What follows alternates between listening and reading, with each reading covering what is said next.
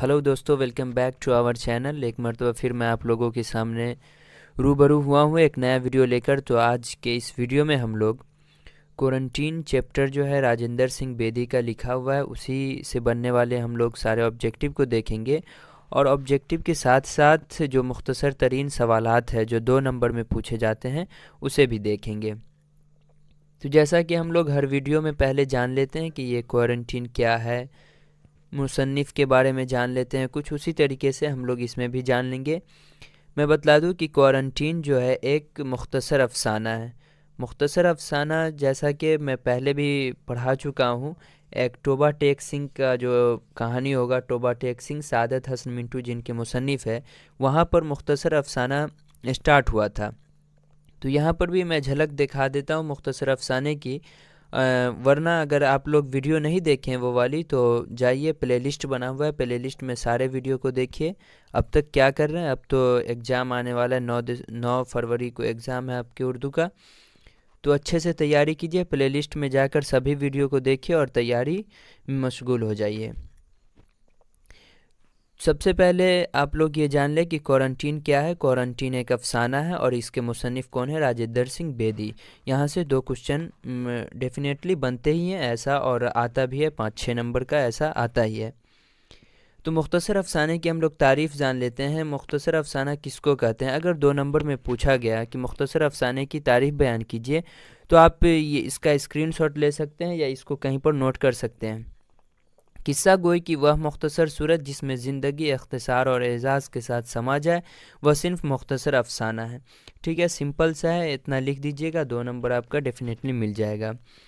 वैसे बहुत सारी तारीफ़ बयान की गई है मुख्तसर अफ़साने की। मुख्तसर अफ़साने की एक मशहूर तारीफ़ ये भी है कि वैसी तहरीरी किस्सा जिसे एक ही निशस्त में पढ़ लिया जाए उसे भी मुख्तसर अफ़साना कहते हैं। हालांकि मैं उस वीडियो में काफ़ी अच्छे से बता चुका हूँ और उसमें सारे ऑब्जेक्टिव जो बनते हैं मुख्तसर अफ़साने से वो भी बता दिया हूँ। इसलिए अगर आप लोग उस वीडियो को नहीं देखे हैं तो उसे भी देख लें और सारे वीडियो को देखिए। क्या है, क्योंकि सभी वीडियो आप लोगों के लिए बहुत ही ज़रूरी है। मुख्तसर अफ़साना जो है उसको फ़क्शन की या सबसे मुख्तसर शक्ल है, और इसे जो है चावल पर कुलवल्ला लिखने का फ़न भी करार दिया गया है। यहाँ से ये ऑब्जेक्टिव बनता है कि किसको चावल पर कुलवल्ला लिखने का फ़न करार दिया गया है, तो अफ़साना को, मुख्तसर अफ़साना को। अब हम लोग इस चैप्टर से बनने वाले क्वेश्चन को देख लेते हैं जो राजेंद्र सिंह बेदी का लिखा हुआ है, क्वारंटीन। ठीक है, तो आइए बढ़ते हैं हम लोग वीडियो में आगे और देखते हैं। सबसे पहले तो हम लोग ये जान लेते हैं कि मुख्तसर अफ़साना जो है, मुख्तसर अफ़साना उर्दू में सबसे पहले मुख्तसर अफ़साने की दाग बेल किसने डाली, ये जानना बहुत ही ज़रूरी है। क्योंकि जिस चीज़ के बारे में हम लोग पढ़ते हैं उसका पहला जो होता है कोई भी चीज़, उसे याद रखना ज़रूरी है, क्योंकि क्वेश्चन बनते हैं वहाँ से और पूछे भी जाते हैं। जैसे कि हम लोग दास्तान पढ़े, दास्तान का भी जान लिए, तो इसी तरीके से हर चीज़ का जानना ज़रूरी है। तो उर्दू में सबसे पहले मुख्तसर अफ़साने की दाग बेल किसने डाली? तो बिना वक्त गवाए सीधे मैं बतला देता हूँ कि ऑप्शन नंबर बी जो आप लोग देख रहे हैं, सज्जाद हैदर यल्दरम, उन्होंने ही उर्दू में सबसे पहला मुख्तसर अफ़साना लिखे थे। और उस मुख्तसर अफ़साने का नाम क्या था? नशे की पहली तरंग। क्या थी? नशे की पहली तरंग। गौर से सुनेंगे। और उसकी जो इशाअत हुई थी वो 1900 में हुई थी। कब हुई थी? 1900 में इशाअत हुई थी, यानी शाये हुई थी। और किसने दाग बेल डाली थी? सज्जाद हैदर यल्दरम ने सबसे पहला नशे की पहली तरंग जो 1900 में शाये हुई, इसी के ज़रिए मुख्तसर अफ़साने का आगाज़ होता है उर्दू दुनिया में। ठीक है, चलिए यहाँ तक तो आप लोग समझ गए होंगे। अब हम लोग बढ़ते हैं अगले क्वेश्चन की जानिब। वही सज्जाद हैदर यल्दरम के पहले अफ़साने का नाम क्या है? जैसा कि मैं बतला दिया हूँ, नशे की पहली तरंग है। और कब शाये हुई? 1900 में शाये हुई। 1900 में शाये हुई कौन सी? नशे की पहली तरंग। अगले क्वेश्चन की जानिब हम लोग बढ़ते हैं। अब जो जिस चैप्टर को हम लोग देख रहे हैं उसी चैप्टर के मुसन्निफ़ के बारे में जानना बहुत ही ज़रूरी है। इसमें काफ़ी अच्छे तरीके से मैं बनाया हूँ और आप लोगों को पूरा याद ही हो जाएगा। इस तरीके से लास्ट में समझा दूँगा एक लाइफ स्केच बना के, कि अच्छे तरीके से आप लोग पूरे वीडियो को देखिए और लास्ट तक देखिए। इसमें मुख्तसर तरीन सवालात भी कवर किए गए हैं, तो पूरे वीडियो को देखिए, अच्छे से देखिए। राजेंद्र सिंह बेदी की पैदाइश कब हुई? ऐसा तो सभी का याद किया ही जाता है। तो राजेंद्र सिंह बेदी की पैदाइश जो हुई थी वो 1915 में हुई थी, 1 सितंबर 1915 में। कब हुई थी? 1 सितंबर 1915 में पैदाइश हुई थी। कहाँ हुई थी? तो लाहौर में हुई थी। राजेंद्र सिंह बेदी की पैदाइश लाहौर में 1 सितंबर 1915 को हुई थी। ठीक है, तो अब हम लोग बढ़ते हैं अगले क्वेश्चन की जानिब। अगला क्वेश्चन है, राजेंद्र सिंह बेदी मैट्रिक कब किए? तो राजेंद्र सिंह बेदी जो है वो मैट्रिक का एग्ज़ाम 1931 में किए थे, लेकिन मैं बतला दूं कि राजेंद्र सिंह बेदी 1915 को पैदा हुए थे, लाहौर में पैदा हुए थे। उनके माँ बाप का भी नाम जान लेना ज़रूरी है। मैं क्वेश्चन में इसलिए नहीं लिखा कि क्वेश्चन ज़्यादा हो जाएगा, ऐसे ही बोलकर समझा दूंगा। तो उनके माँ का जो नाम था शिवा देवी था, उनके माँ का नाम शिवा देवी, और अब्बू का जो वालिद हुए हैं उनके वालिद का नाम क्या था? हीरा सिंह बेदी थे। तो उनकी वालदा जो थी वो ब्राह्मण ख़ानदान से ताल्लुक़ रखती थी और वालिद जो थे वो सिख थे। ठीक है, यहाँ तक आप लोग क्लियर हो गए कि वालदा का नाम, उनके माँ का नाम शिवा देवी था और वो ब्राह्मण ख़ानदान से ताल्लुक़ रखती थी, और वालिद का नाम हीरा सिंह बेदी था जो सिख थे। ठीक है, राजेंद्र सिंह बेदी जो है मैट्रिक के एग्ज़ाम कब दिए थे? वो 1931 में दिए थे। पैदाइश 1915 में हुई थी। तो पैदा होने के बाद मिनिमम एज जो है, जैसा कि आप लोग भी जानते होंगे, मैट्रिक देने का 15 साल है। तो इस 15 और 1 जोड़ दीजिए, मतलब 16 साल में दिए, तो 15 के बाद 16 जोड़ दीजिएगा तो 1931 हो जाएगा। तो 1931 में मैट्रिक दिए। फिर 2 साल के बाद आदमी इंटर देता है, तो 1933 में इंटर का एग्ज़ाम दिए। इस तरीके से याद करेंगे तो इंशाल्लाह याद रहेगा और आप लोग भूलेंगे नहीं। तो कहाँ से दिए? राजेंद्र सिंह बेदी जो है मैट्रिक का एग्ज़ाम लाहौर से दिए थे। ठीक है, और कब दिए थे? 1931 में। अगला क्वेश्चन है question number 5, Rajendra Singh Bedi intermediate किस कॉलेज से किए? तो यहाँ पर DAV कॉलेज लाहौर से किए थे। मैट्रिक और इंटर दोनों ही लाहौर से किए थे। मैट्रिक के स्कूल का तो नाम यहाँ पर जिक्र नहीं है, लेकिन इंटर का है। तो DAV कॉलेज से किए थे। कब किए थे? 1933 में किए थे। 1915 में पैदा हुए थे। 1915 में पैदा होने के बाद 16 साल की उम्र में मैट्रिक का एग्ज़ाम दिए थे। तो 1931 में मैट्रिक, और मैट्रिक जब दे देते हैं, जैसा कि आप लोग दिए होंगे मैट्रिक, उसके 2 साल के बाद एग्ज़ाम दे रहे होंगे, इंटर का आप देंगे, तो उसी तरीके से 1931 में मैट्रिक का एग्ज़ाम दिए। इसमें 2 जोड़ दीजिएगा तो 1933 हो जाएगा। तो 1933 में ये DAV कॉलेज से इंटर का एग्ज़ाम दिए थे, जो लाहौर ही में है। BA में दाखिला हुआ था, लेकिन पढ़ाई नहीं किए थे, मतलब उनके वालिद उनको पोस्ट ऑफिस में नौकरी लगवा दी थी। और जब ये इंटर में ही थे, राजेंद्र सिंह बेदी जब इंटर में थे, तो इनके वालिदा का इंतकाल हो गया। फिर कुछ दिनों के बाद उनके वालिद भी चल बसे, दुनिया से चले गए। किताब के मुताबिक ये अपने वालिदा की काफ़ी खिदमत करते थे। आप लोग जो है उसको पढ़ा कीजिए, जो अगर किताब होगा तो किताब पढ़ा कीजिए, उससे काफ़ी हद तक जो ऑब्जेक्टिव होते हैं वो क्लियर हो जाते हैं। और अगर वो पढ़े रहेंगे, ये वीडियो देखेंगे, तो और अच्छे से मतलब आपकी तैयारी हो जाएगी, तब तो भूलने का कोई चांस ही नहीं बनता है। ठीक है, 1933 में ये इंटर दिए थे, और फिर 1 साल के बाद वो 1934 में इनकी शादी हो गई थी। आगे हम लोग पढ़ेंगे, देखिए। क्वेश्चन नंबर 6, राजेंद्र सिंह बेदी की शादी कब हुई? तो राजेंद्र सिंह बेदी की शादी जो हुई थी वो 1934 में हुई थी। ऑप्शन नंबर C देख रहे हैं आप लोग, 1934 में हुई थी। किन से हुई थी शादी? तो इनकी शादी जो है सुमावती से हुई थी। क्या नाम था? सुमावती नाम था। ठीक है, सुमावती नाम था। और कब हुई थी? 1934 में शादी हुई थी, जिनका नाम बदलकर, मतलब अपने अहलिया का नाम बदलकर सतवंत कौर रखा था। यहाँ तक मैं एक मरतबा फिर आप लोगों को समझा देता हूँ कि 1915 में पैदाइश हुई थी। कहाँ पैदा हुए थे? लाहौर में पैदा हुए थे। और 16 साल के बाद यानी 1931 में मैट्रिक का एग्ज़ाम दिए थे। कहाँ से दिए थे? लाहौर से ही दिए थे। और फिर इसमें 2 साल जोड़ दीजिएगा तो 1931। 1933 में इंटर का एग्ज़ाम दिए थे डीएवी कॉलेज से,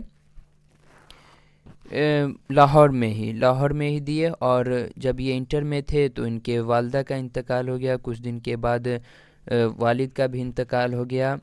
तो 1934 में, यानी इंटर करने के 1 साल बाद 1934 में इनकी शादी होती है। किनसे शादी होती है? सुमावती से होती है शादी, जिनका नाम बदलकर इन्होंने सुतवंत कौर रखा।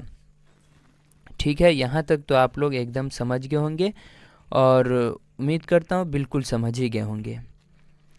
तो आप लोगों से एक रिक्वेस्ट है कि सब्सक्राइब कीजिए चैनल को। सब्सक्राइब करने में फ्री है, एकदम फ्री है, कोई पैसा वैसा नहीं लगता है। करके तो देखिए, कोई पैसा नहीं लगता है, फ्री है। देखिए, सब्सक्राइब करने से तो कुछ नहीं होता है, आप लोग सीधे सब्सक्राइब कर देंगे, लेकिन जो हमको बहुत ही मोटिवेशन मिलती है कि मेरा कंटेंट आप लोगों को अच्छा लग रहा है। और वो दिन अब दूर नहीं जो 1000 सब्सक्राइबर हो जाएंगे और मैं लाइव आना शुरू हो जाऊंगा। वीडियो इसलिए रेगुलर नहीं आ पाती है कि आप लोग मेहनत नहीं करते हैं। अगर आप लोग चाह लेंगे तो आज मैं वीडियो बना रहा हूं और जितने लोग देखेंगे सब लोग एक एक शेयर तो कीजिए। आज अभी जितने सब्सक्राइबर हैं, अगर सब के सब एक शेयर कर दिए तो अगले दिन इंशाल्लाह 1000 सब्सक्राइबर हो जाएंगे। तो आप एक कदम चलिए, और यहाँ बूंद बूंद ही तालाब भरता है, तो इसलिए एक शेयर कीजिए और एक सब्सक्राइबर करवाइए। इंशाल्लाह हम लोग नेक्स्ट डे से लाइव आने लगेंगे, तो सपोर्ट कीजिए। आप लोगों की सपोर्ट की ज़रूरत है, काफ़ी मेहनत लगती है वीडियो बनाने में, तो प्लीज़ सपोर्ट कीजिए। मैं तो बस इतना ही कहूँगा, बाकी तो काम आपका है, आप लोग प्लीज़ सपोर्ट कीजिए। चलिए अब इसी के साथ आगे बढ़ते हैं, क्वेश्चन नंबर 7 को देख लेते हैं। राजेंद्र सिंह बेदी किस हैसियत से मशहूर हुए थे?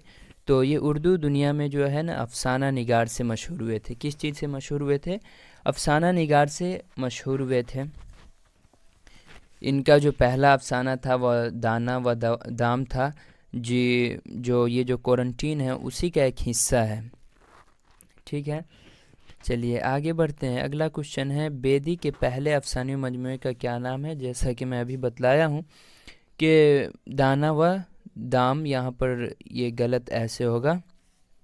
ठीक है, दाना व दाम है जो इनका पहला अफसानवी मजमूआ है।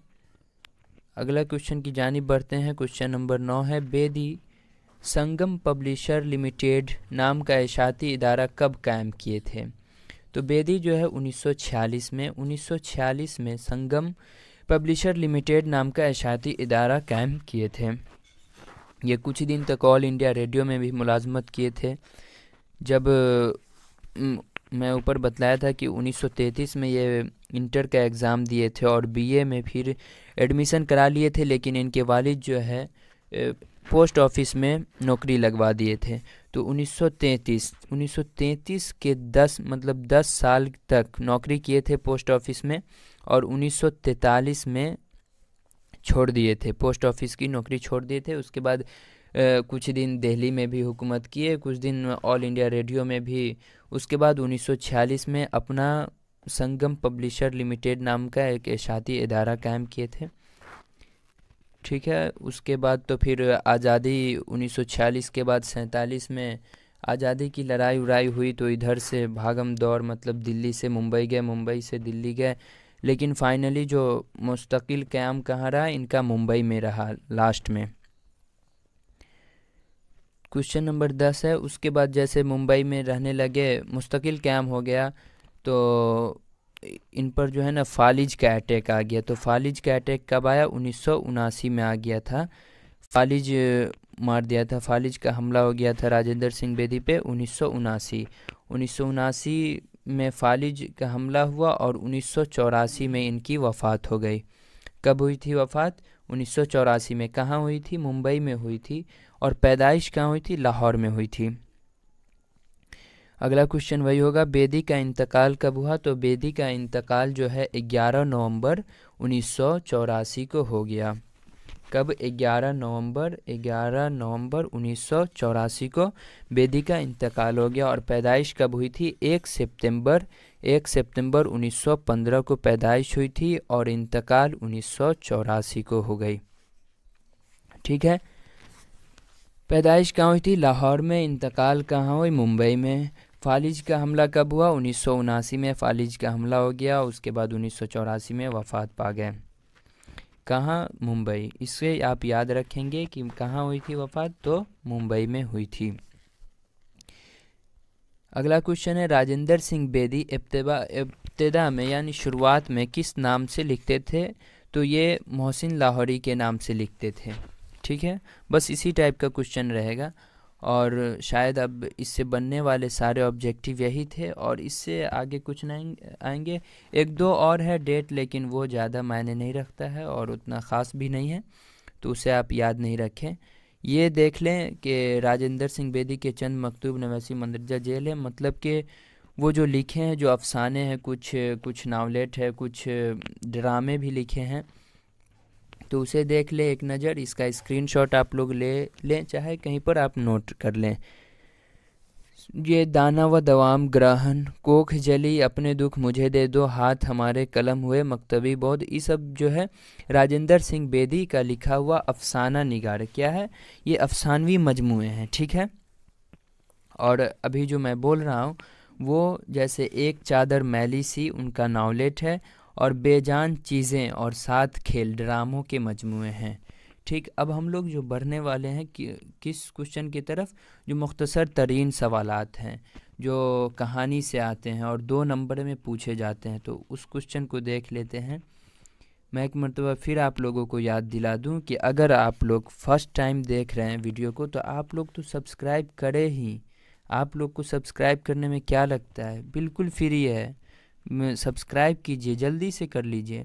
और जो हमारे बहुत सारे बच्चे हैं जो मेहनत करते हैं, मतलब काफ़ी मैं देखता हूँ कि शेयर वर्क करते रहते हैं, यहाँ सब कुछ पता चलता है कि कौन कितना शेयर कर रहा है, तो काफ़ी कुछ बच्चे हैं जो मेहनत करते हैं, तो सब कर लीजिए, एक रोज़ सब वीडियो को शेयर कर दीजिए, और उन्हीं स्टूडेंटों में शेयर कीजिए जो 12th में हैं, क्योंकि आपके साथ साथ उनका भी भला हो जाए।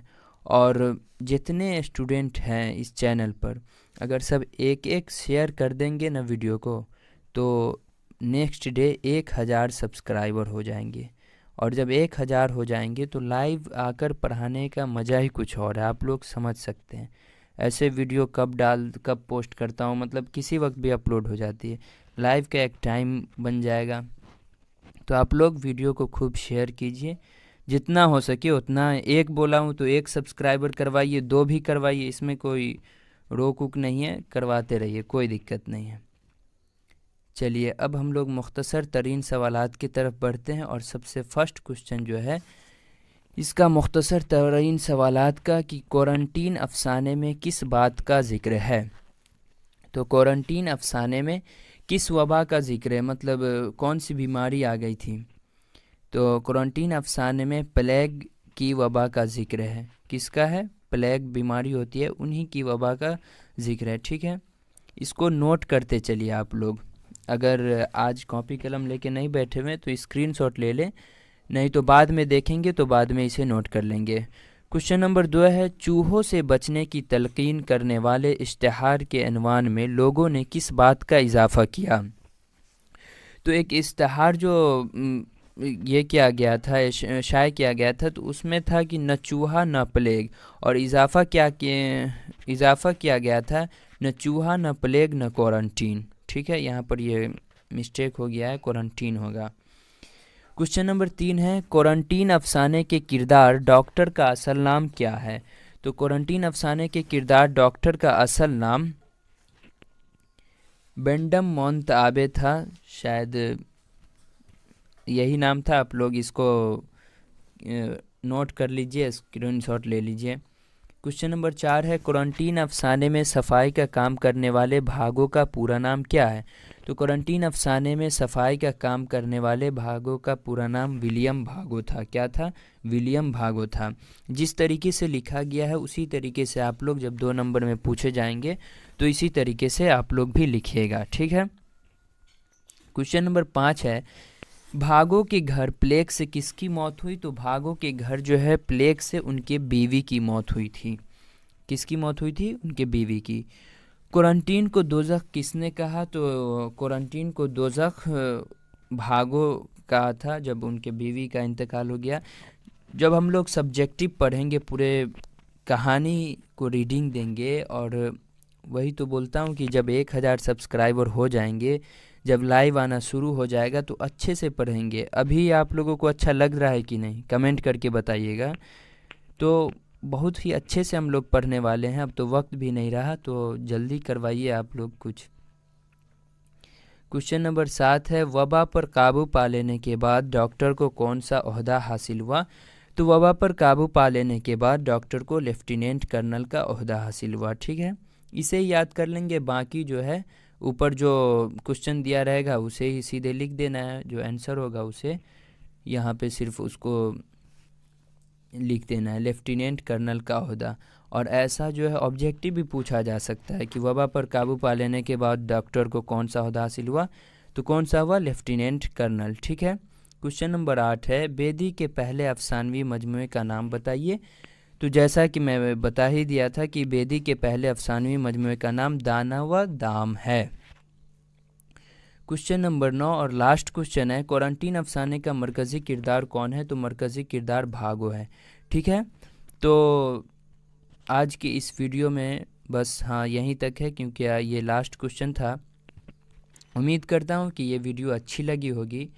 अच्छी लगी है तो बस शेयर ज़रूर करें, और जितना मैं बोला हूँ कि एक सब्सक्राइबर ज़रूर करवाएं और एक दोस्तों को शेयर करें, ताकि अगले दिन मैं बतलाऊंगा कि कितने सब्सक्राइबर हुए। क्योंकि आप लोग ही मेहनत करेंगे और हम किसको बोल सकते हैं, आप लोगों के अलावा तो किसी को बोल नहीं सकते हैं। तो आप लोग अगर पहली मर्तबा देख रहे हैं वीडियो को, तो आप लोग तो प्लीज़ सब्सक्राइब करें ही, और साथ ही साथ दोस्तों को भी शेयर कर दें ताकि उनका भी भला हो जाए। तो चलिए दोस्तों, इन्हीं बातों के साथ आज की इस वीडियो को हम लोग यहीं पर ख़त्म करते हैं। फिर मिलेंगे हम लोग अगले वीडियो में। जब तक के लिए अल्लाह हाफिज़। आप लोग पढ़ते